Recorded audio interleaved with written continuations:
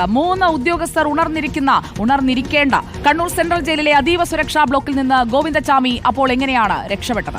ജയിലിലെ സുരക്ഷയിൽ പാളിച്ചയുണ്ടോ? എന്തൊക്കെ സുരക്ഷാ ക്രമീകരണങ്ങൾ ജയിലിൽ ഒരുക്കിയിട്ടുണ്ട്? അതുകൂടി നമുക്കൊന്ന് പരിശോധിക്കാം. 10-ാം ബ്ലോക്കിലാണല്ലോ ഈ സംഭവങ്ങളൊക്കെ നടക്കുന്നത്.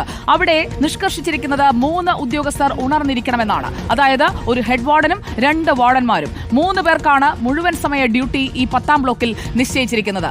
എന്നിട്ട് എന്ത് സംഭവിച്ചു? ഉണർന്നിരിക്കുന്ന തടവുകാരെയൊക്കെ ഇവർ പോയി നിരീക്ഷിക്കണം. അതോടൊപ്പം തന്നെ വരാന്തയിലൂടെ മുഴുവൻ സമയം നടക്കും.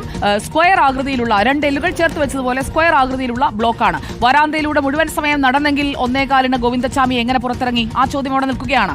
ഉണർന്നിരിക്കുന്ന തടവുകാരെ മുഴുവൻ നിരീക്ഷിക്കും എന്ന് പറയുന്നുണ്ട്.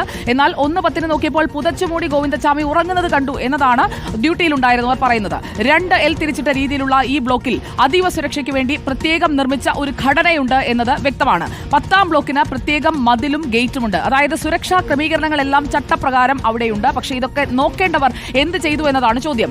ബ്ലോക്കിന് 4 ഭാഗവും ചുമരാണ്.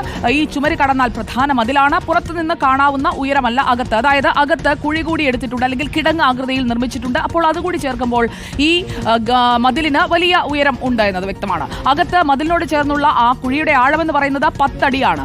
വാൾ ഡ്യൂട്ടി പകൽ സമയത്ത് വേറെയുമുണ്ട്.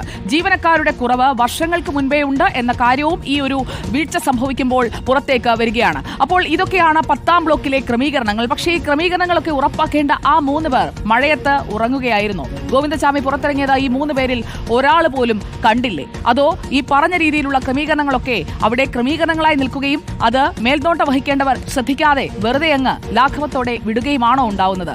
അതിനൊക്കെ ഒരു ഉത്തരം വേണം.